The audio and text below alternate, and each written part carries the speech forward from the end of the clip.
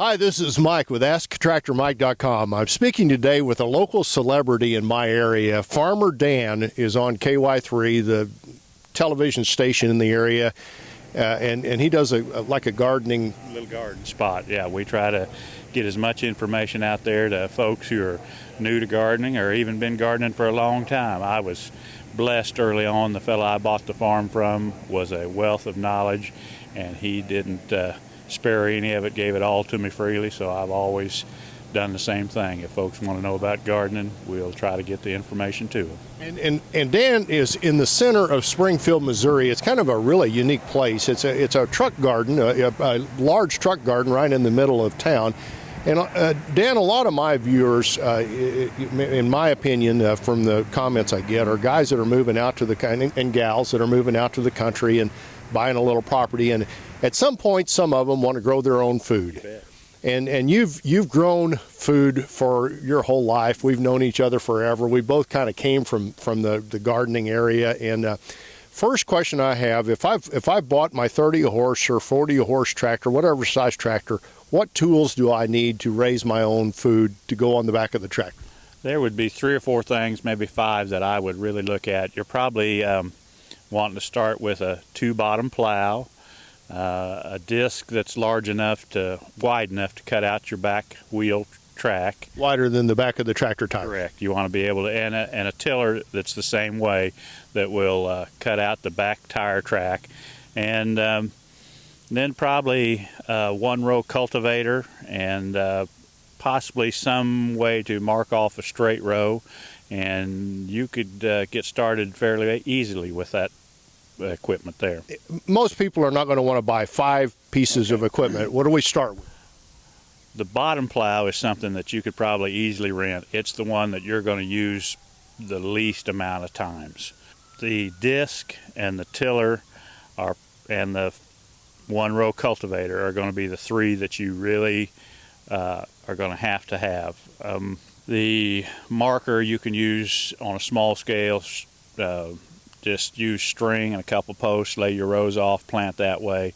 So if I had to have something, I would get the disc, the tiller, and the 1-row cultivator.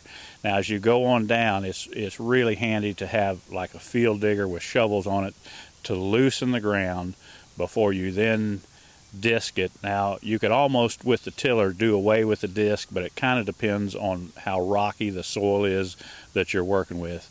I have both completely rock-free soil and some that's very rocky, and I find it real useful to have the disc because the tiller is a little dicey in the rocky ground. If I have property I've moved to that's never been turned over, what do I do? There's 2 ways you can approach it. Probably the fastest way is to use a herbicide to kill down whatever top vegetation you have.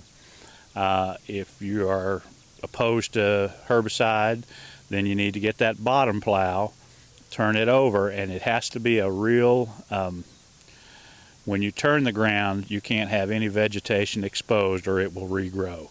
So you have to turn it, leave it lay for a while, and then begin to disc it before you can till it or field dig it. And that's where a disc would be real handy in new ground, because you can go over that new vegetation, it won't catch, it just rides on the top. So if that's the way you're starting, either the herbicide or the bottom plow. The herbicide will get you there quicker, probably allow you to go ahead and garden maybe 6 weeks or 2 months earlier. So if I'm using the plow or the herbicide, the next step is to disc it and get it smooth, right? Right. You've bottom plowed it, probably let a couple rains settle it down, and then you start disking it to break up the root system that was there. Make sure it dries out. That will allow the vegetation to completely die out so it won't regrow on you.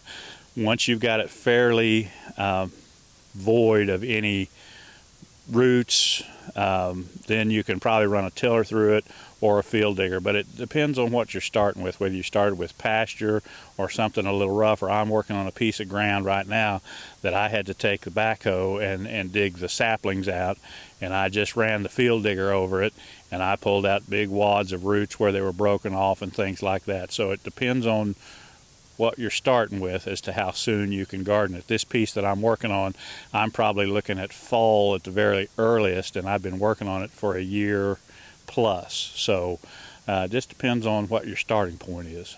And then once I have it disked up and maybe run the tiller over it, and again at this point, if you have a hand tiller, you could go that way if you want to save money, because those 3-point tillers are fairly pricey. Then what do I do? But they're worth the money. Oh yeah, we both know that. Yeah. Once you get your soil to a completely no vegetation in it, you get it as fairly level as you possibly can, and then you lay off a row system that whatever wheel width your tractor is, you can run that 1-row cultivator right over the top of it. That's been the traditional system for a long time. Then either seed plant or, a lot of things can be put in with a transplant, but either or. And then depending on what you're growing, just keep it as clean as possible and give it as much attention as possible. How important is keeping the weeds down around the plants? And I know you've gone to a lot of plastic installation. How do you feel about all that? It's huge. There's nothing that grows that doesn't flourish with better care and more attention. And whenever you have weeds, they're taking light, they're taking nutrients, they're taking water away from the target plant.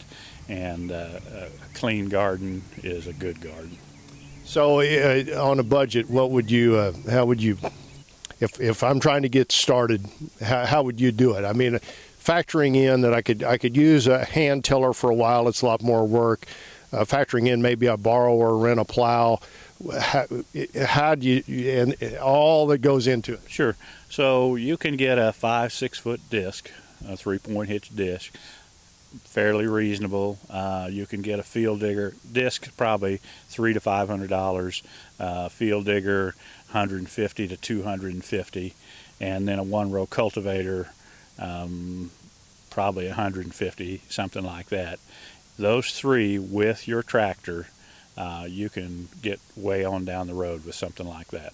All right, Dan, thank you very much. Appreciate it. I survive on web traffic. I'd be honored if you'd subscribe to my YouTube channel and like my Facebook page and share this video with other gardening enthusiasts. If you have questions or comments, put them down below. We'll try to answer them. Thanks for watching.